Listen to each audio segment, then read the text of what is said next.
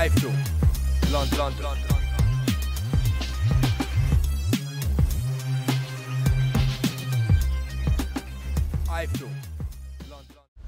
Good morning everyone, welcome to another press conference. We seem to have these every day at the moment. Announcing our December the 8th Christmas Cracker Bill at Olympia. Could be our final show of the year and one that perhaps we're looking forward to the most of the calendar so far. Just to introduce everybody at the table here, we're swamped by fighters today because we're going to have a 12 fight card here on the 8th, 6 title fights as well. Starting down on the left, the current Southern area light welterweight champion Danny Connor. Number 2, the current undefeated and soon to be English middleweight champion John Ryder. Former European middleweight champion Kerry. The current British, sort of European, and WBA number 2, Gavin Rees. Down the end, undefeated cruiserweight, Buddy Camacho. Southern area light welterweight challenger EVANGELOU. Current English light middleweight champion Eric the Eagle Ocheng. And British, Commonwealth, European, undefeated and former world title challenger Darren Barker. And current IBF, international and English welterweight champion. That reminds me, we've got to relinquish that English title later today. We've got a very, very interesting card lined up. I want to talk about each fighter individually that we're going to be looking at on this show. Firstly, talking about Gavin Rees. Gavin is in a very interesting position at the moment. Number 2 in the WBA, we just relinquished the European title, still British champion. The WBA rulings state that in a vacant title, number 1 must fight number 2 for the world title. We were asked by Gilberto Mendoza to make the fight between Richard Abril and Gavin Rees for the vacant WBA title. As such, since then, Richard Abril has agreed to fight Sharif Bagheri later this year. We believe, and our legal advisors believe, that fight can't be made for the WBA title. So our legal advisors are now in contact with Mr. Mendoza and the WBA to just reassure them that Gavin is very much available to fight for the WBA title. Whatever happens, Gavin will be in a top fight on December the 8th, which will be announced this week. We've agreed terms with John Murray and his management team to take the fight against Gavin Rees. Great money for them and no options, and now we look for the blessing of Frank Warren to take that fight, which we hope will happen in the next few days. If not, there's other big domestic fights out there. Kevin Mitchell is also keen for the fight, Anthony Crolla, Gary Sykes, all these names. But for us, we're number 2 in the WBA, and you know, we want to move forward for a world title fight. Lee Purdy, what a fight. Lee Purdy against Carson Jones. Probably a fight that took about an hour to make. I spoke to Lee, who actually would fight anyone on this planet, and Tony Sims, his trainer and manager. And Carson Jones was a fight they really wanted. You know, Lee's now moved up the IBF rankings. I think Carson Jones is 5 or 6 in the IBF rankings now. So just when people talk about styles make fights, Lee Purdy against Carson Jones, for me, it's just got all the ingredients to be fight of the year. It's a bold move by Lee. It's a fight he and I and Tony and the team believe we can win, but it's a big challenge.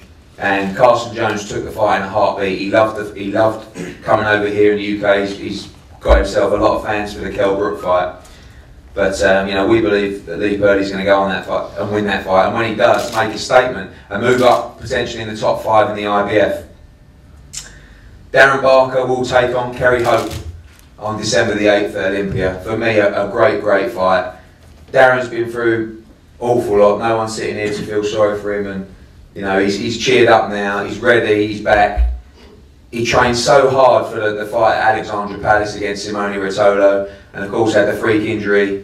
But it was a blow. Now he's over it. Now he's back. I feel that we needed to give him a challenge, and there's nothing like a big domestic challenge to try and get yourself back into it and get yourself up for it. So Kerry, you know, we all saw what he done against Proxer the first time round. Great win to win the European title. Lost it in a rematch, but still a fight that has all kinds of different connotations. For Kerry, you know, to relaunch himself onto that European and world scene in a fight with Darren, and for Darren to get himself back on track and try and get that world title shot in early 2013.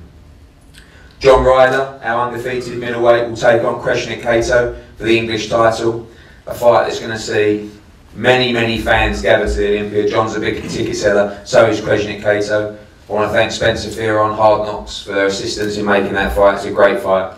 And John's ready now. You know, I think he was probably ready for a title fight at Alexandra Palace. We couldn't deliver that for him, but we've delivered it now. And, you know, really looking for him to bag his first title before the end of the year.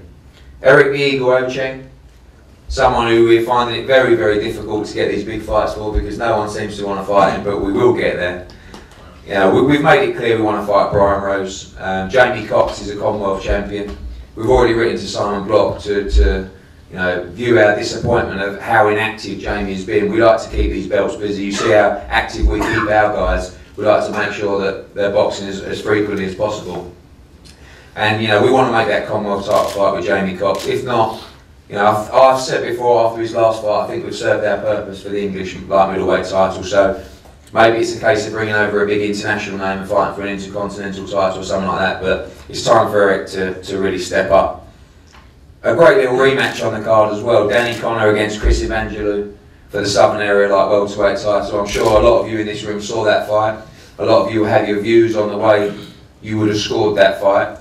I had it close, but I did have Chris winning. Sorry, Danny, you know. But a lot of people had Chris winning, some had Danny winning. But it doesn't matter. The result is set in stone. But now they'll have a chance to rematch. I just want to thank Danny as well for taking that rematch because, you know, he didn't have to do it. And you know, he feels he can do the job again, and I think if he can move on and fight for British titles and so forth. Again, Danny's a huge ticket seller. We love having him on the Matchroom shows. He's a great lad, and he's going to sell a lot of tickets over in West London, and I'm sure Chris will do the same. Also on the bill is all our youngsters coming through at the moment. I'm sure a lot of you have seen the fight on Saturday night. Cal Yafai looks like a world-class prospect. Scotty Cardle the same. Young Martin Ward, who unfortunately couldn't box through injury on Saturday.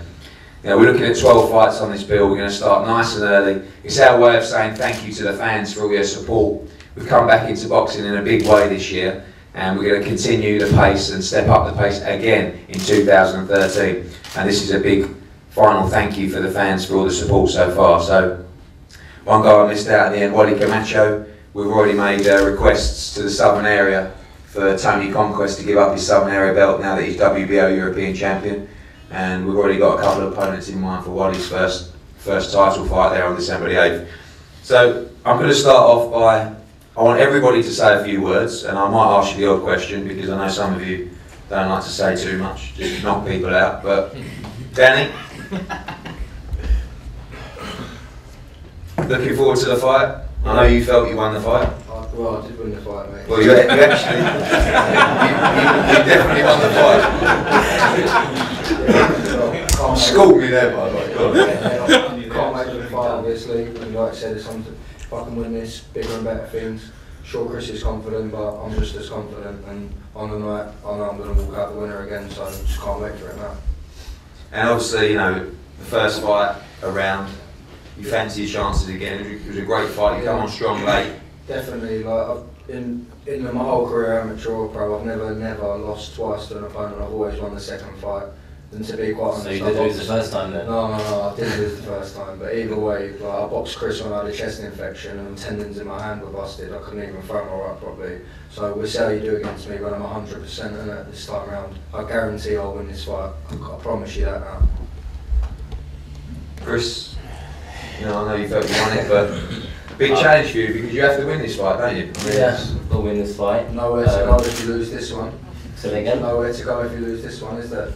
You have to pack it in, man. If you can't win the Southern Area, what are you going to do? Exactly. If I don't win the Southern Area, what can I do, you know? I thought it was actually one of my career best performances, and I really wasn't ever walked out with a win. That was your best performance. One of my career best performances. Well, you know, I let you speak, Danny, man. You let me speak. Thank you, bro. You know, I took the fight, and during the fight, I thought I was outboxing Danny a lot in the earlier rounds, but I thought I'll pace myself because it's 10 rounder. I know Danny's is a tough fighter, hasn't been stopped, so I just sort of went to more of a calmer sort of setting in the fight and just coasted it, and that was my mistake because I didn't realise what the scoring was going to be. But you know what? That wasn't even my 100% either. There was a lot of things I did wrong before the fight. but now I've got them right. I've got every box ticked. I've done the 10-rounder now. I think that's what Danny had over me in the last fight, was that he'd done a 10-rounder and I haven't. But now that box is ticked for me, so I don't really see anywhere on the statistics or as physical or as a boxer that Danny beats me on in an advantage. So this is going to be a great fight. And I'm sure Danny's up for it. He's going to want to prove everyone wrong that he is a better boxer than me. I'm going to want to do the same. So you're going to have to see this fight because it's going to be fight of the night again. Thanks, Chris. I'm looking forward to this one already. And you know, this is a great thing about boxing. This is a great fight, first time, a great fight, second fight. Even, you know, Southern area title, which, you know, is a great stepping stone to move on to bigger and better things.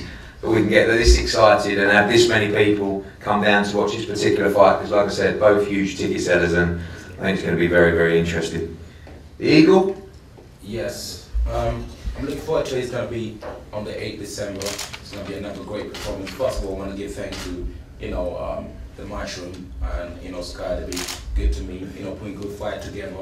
And yeah, so I'm prepared, I'm hungry, ready to fight, you know, always in the gym, learning and getting better. And you obviously the best of me yet. The best is yet to come. And, you know, people ask me, when is it, you know, what's your best performance today? I say my next fight, so you don't want to miss it. I'm just loving it. And as I keep saying, I'm already world champion. Just a matter of time. Just a matter of time. Thanks. Oh, man. What I love about Eric and Brian is they're up for fighting anyone, anywhere, anytime, which makes it a lot easier as a promoter. So pressure's on me now to develop something big for you and deliver something big for you on the 8th, and we will do, Eric. You know that. Yeah, sure. John, first title fight. Yeah, I mean, I'm looking forward to it.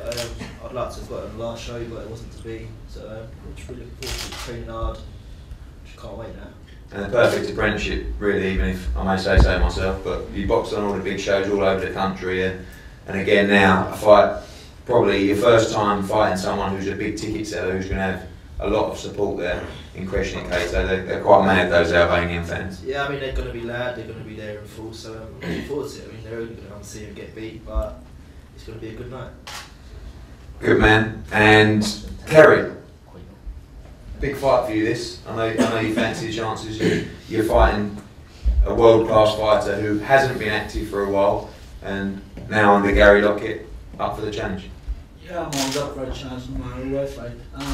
First I got to say thank to yourself and Matchroom for having me part of the bill. I'm not going to be in the bill again going into this fight, but I can assure you it's not going to come out that way. I'm confident. All the pressure's on Darren. He's the one who like you say, is the fear for the fight. He's the one boxing in his own town. So let's do it, you know. I'll be ready. Man, Darren, I think you're going to be much more up for this fight than Rotolo, you know, being a domestic fight. 100%, being a domestic fight makes it that much bigger. First, I would say I respect Kerry as a fighter and Gary as a coach, but I honestly think fighting me now is a dangerous time. I sort of, when I look back at my career, or I look at it in stages or chapters, and when I look at the last chapter, you know, I hit rock bottom. It was horrible, you know, physically, mentally, I was in a bad way. But now, you know, I'm ready to turn the page. I'm feeling good mentally. You know, I honestly am feeling really, really good. And you know, physically, I'm getting better by the hour, and I'm ready to take this middleweight division by the horns and ride it to the finish line now, which is ultimately me winning a world title. So, look forward to it. Great time in the division, you know, Kerry, yourself, Macklin, Murray, so many good Well, you fights. know, we hear it all the time, but there is a pot of gold at the end of this fight. You know, whoever wins this gets them big fights, and you know, I believe I'm world class, as are the other fighters in the division. And like you say, there's some real big domestic dust ups, and you know, the division internationally as well is big and exciting. So you know, I feel I'm part of it, and I can't wait to get back involved. Good, and again, great making a big domestic fight. Darren, we all know how many tickets he sells, and Kerry also is a big ticket seller. He had a lot come up for the Proxer fight in Sheffield, and I think being on the end of the M4 at Olympia, you and Gavin will have a lot coming up yourself. Lee, Carson Jones, you've seen the fight, you've seen him fight quick. This is why I love what I do, you know, being a part of a big show and fighting big names. I love to please the crowd, and fighting Carson Jones is exactly going to do that. And he's ranked really high. And when I knock Carson Jones out, people keep talking about Kerry and Khan and Ham fighting, but when I beat Carson, it puts me amongst them names.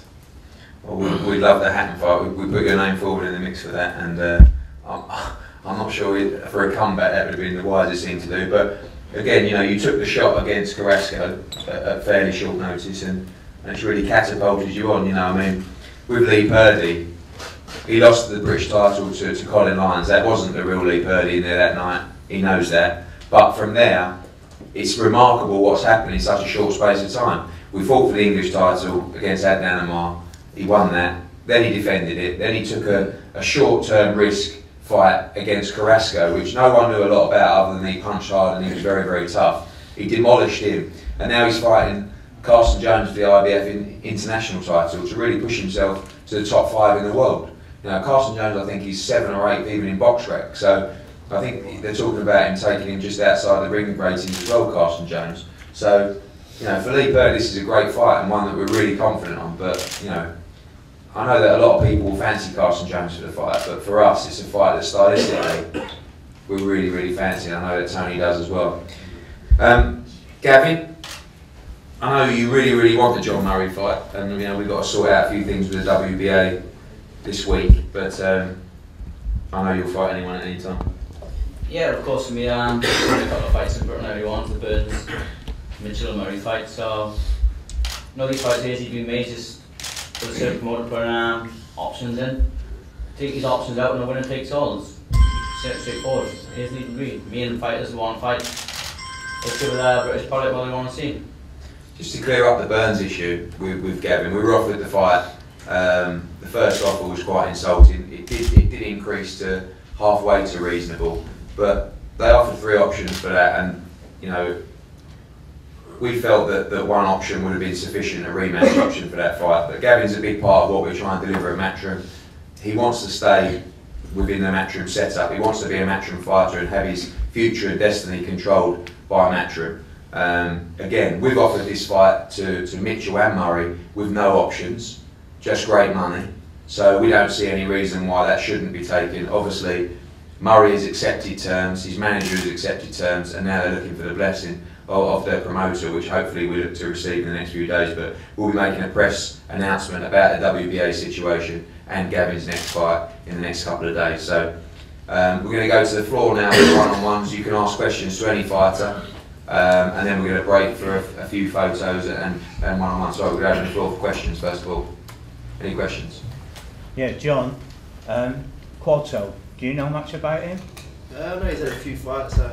He's been around a long time. He's had a few losses, and I'm just looking to give him another loss. So have you seen him on tape or anything like that, or have you actually seen him live, because it's been on loads of shows? I see his last fight against Matt Haney. He got decked heavy. You know, I think it was the 3rd round, but he got up to recover and win well. So just looking to him hard enough that he doesn't get up. Right. Questions, guys?